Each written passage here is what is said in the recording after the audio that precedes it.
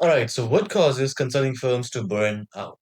This video is basically going to be about like all the reasons that consulting firms usually burn out because of their workload or this tremendous amount of work they have to handle with these limited amount of employees, and eventually why they do not have so much productive work done for the actual consulting project.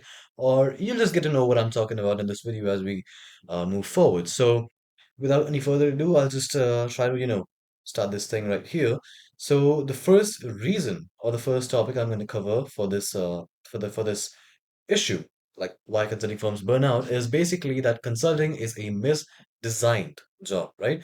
What I'm trying to say here is that consulting is supposed to be thinking heavy, strategy, problem solving, high stakes decisions, all that, etc. Right? When you consult a business, when you consult a company with their strategy, with their management, or whatever operations, whatever marketing or etc. help they need, there's a lot of thinking, there's a lot of strategy, there's a lot of problem solving and these, decision making and stuff.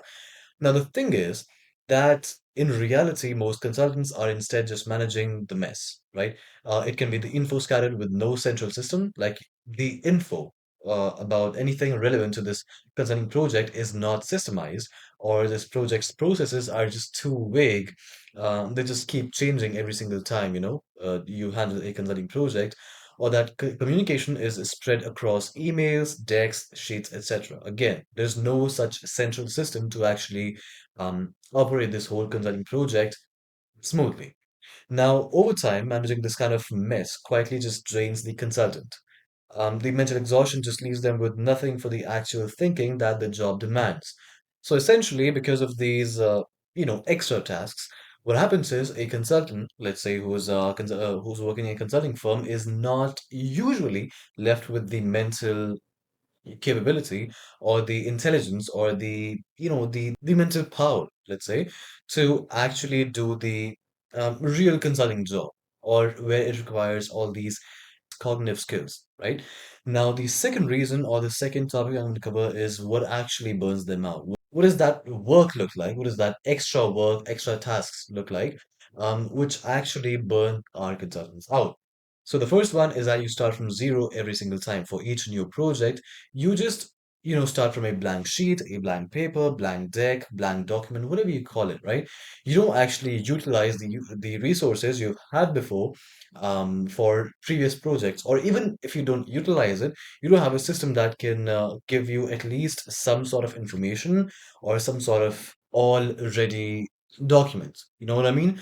So that you can just make some changes here and there. You can just make a tweak here and there to those documents that some system, some AI system, what I'm targeting to, has basically just already provided you, and all you have to do is just make a few tweaks here and there, and boom, your document is completely ready. But I'll just get into that a bit later. Before that, it doesn't matter if you did this exact same thing a last year, right? You have to start over. So that's the first point, that you start from zero every single time. Now, the second one, which is performing tasks that don't provide direct ROI. What I mean by that is spending time and stuff that doesn't actually move the project forward. So any other extra task, right, that you have to do that has anything to do with the project coordination, or the mess you may have to deal with during this whole consulting project, or anything like that which doesn't provide you with the direct ROI, or in the other hand which doesn't move the project forward in any sort of sense. Those are the tasks that usually just burn you out if you're a consultant, or even if you are somebody, as an analyst working in a consulting firm, due to which you are not able to put all of your cognitive efforts into the consulting project, right? So example of such tasks are updating project dashboard, updating trackers, polishing or formatting slides, or etc. Such tasks actually consume time but do not directly provide you with any response, any ROI, or do not directly contribute to the project. Now, the third one, which is the firm has almost zero memory. Just coming back to the first point, which is that even if you did the same exact thing for any project last year, let's say you worked in the healthcare industry, there was some company that needed some consulting, and you just did some work for them the last year, and this year this another healthcare company just comes to you and they need some sort of help with some sort of similar case that you handled a year ago. You don't have the resources, you don't have the stuff stored, you don't have the memory of that past project that you can possibly utilize in this new project. So what happens is that the firm has no system to remember stuff, to remember any of those, project resources that you've already built before or that you've already used before.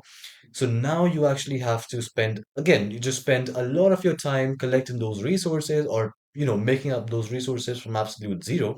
And stuff like the IPs, intellectual properties, etc., are just completely lost and are just not there for you to utilize them. And due to this, you cannot utilize any resource from your previous projects, right? So these were the three major reasons why consultants are usually burnt out because of their work, because of handling these extra tasks that just come into the equation, right?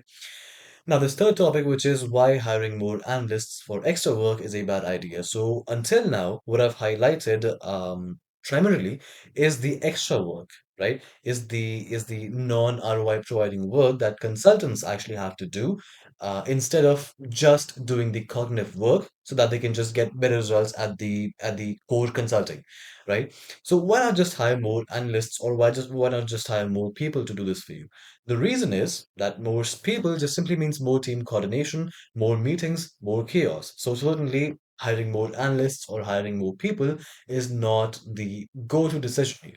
Now, this absolutely is a solution to the problem, but the thing is, why would you go for a solution that has some compromises instead when you have a choice to go for a solution that doesn't have any sort of compromise, which I'm gonna get to a bit later, which is, yeah, basically AI, right?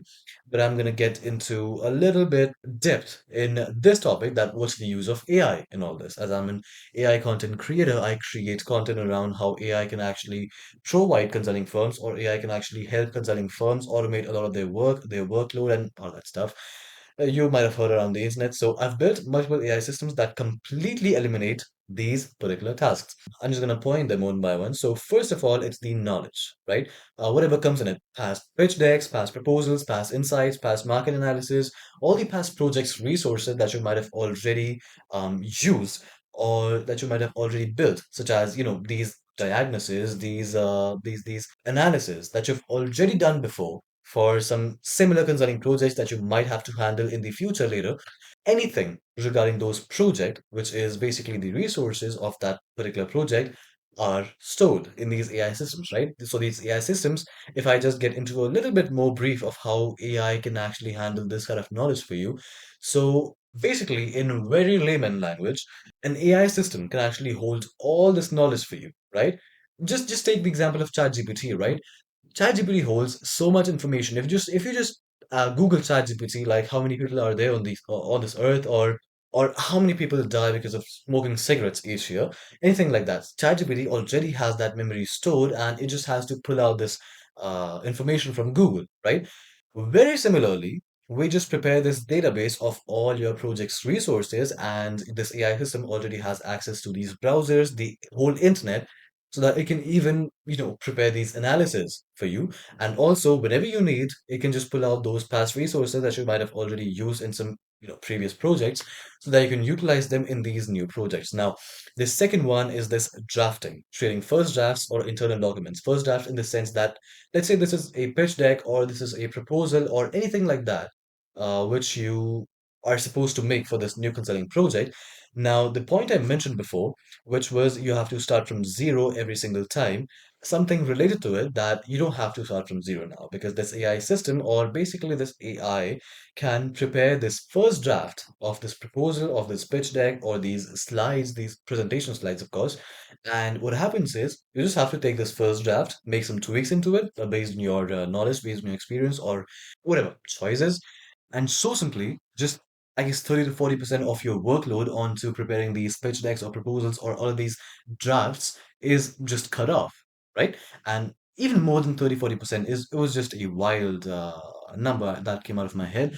But the thing is, this AI system can actually get you, which is actually customized to your way of working or how your consulting firm works, right? So this AI system can actually provide you with all these first drafts based on relevant knowledge that you may or may not provide to it. And eventually it can just give you this rough draft of anything that you can just modify later, right? There's research, pulling all the relevant info, summarizing stuff, filtering the required stuff. So as I mentioned in the ChatGPT example, that you can just have an AI system that pulls out all the necessary details or analysis you want. You can just pull them out from the internet, and that's how basically this works. That it can just pull out all the relevant info from the internet as you want it, and it can summarize stuff for you, filtering out the stuff that actually is needed or the stuff that is relevant, and just pushing the stuff away that is kind of garbage or that doesn't make any sense, right? And the fourth one is coordination. So in a consulting project, the coordination is a kind of challenge that teams have to face because that sometimes the project's resources are just not formatted in a in a central space. You don't have a system for that. You don't have anything where you can systemize all this stuff that you already have, right? So what happens is we're using this AI system, you can actually systemize all the stuff, right? Let's take an example of an AI dashboard. So yeah, an AI dashboard that is connected to an AI system, where AI system just handles all these resources that you already have built around the project. And this AI dashboard has this live feed, or you can just say live updates on how has the consulting project been moving forward, what is done, what is not, what is still yet to be done, and so that the team coordination just becomes too easy for you, right? And just taking care of the all the in-team follow-ups. Okay, so you don't have to get up at your from your desk every single time and ask your teammates of what has to be done and what is already done, right? Now this last topic, that was now left for consultants to do. So it's very simple, right? This whole video, we actually just highlighted the extra work that consultants have to do, and due to which they just get fatigued or they just face this mental barrier, this cognitive barrier that doesn't allow them to usually doesn't allow them to perform a consulting project or to work on a consulting project with much efficiency or with much mental capacity, right? This mental efficiency.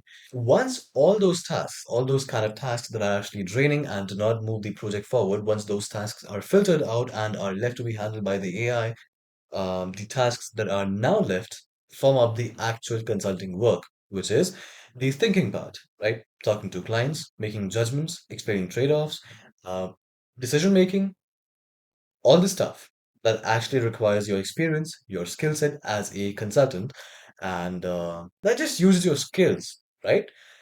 That is the actual consulting work, and that is the work that is just left for you, right? So all this extra stuff is just gone without you even having to hire an analyst and just increasing your headcount.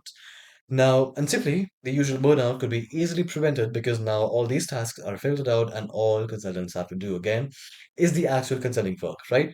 So I guess that was the whole video, right? It was very simple. It was just me highlighting all the points that why do consultants have so much work on their desk and why so much of that work, why a decent or a moderate percentage of their work doesn't actually move the project forward and is just a part of it just falls into the category of the tasks that don't move the project forward, right?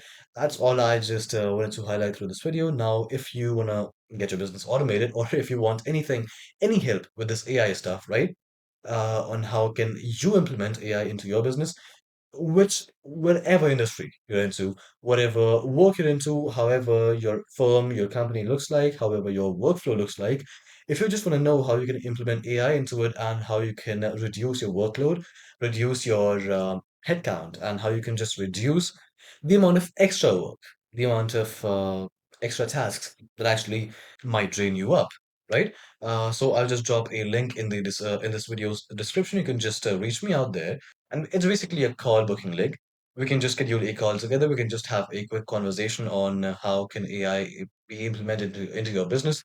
And we can just have a short chat on whatever could be done, whatever possibly could be done. It's completely free, right? You can just take an audit from me on how this could be done, right? So I hope that's all for the video. I hope I was really articulate throughout the video. I hope I was able to convey my points really clear. Now I'll just see you in the next one, right? That's it. Okay. Goodbye.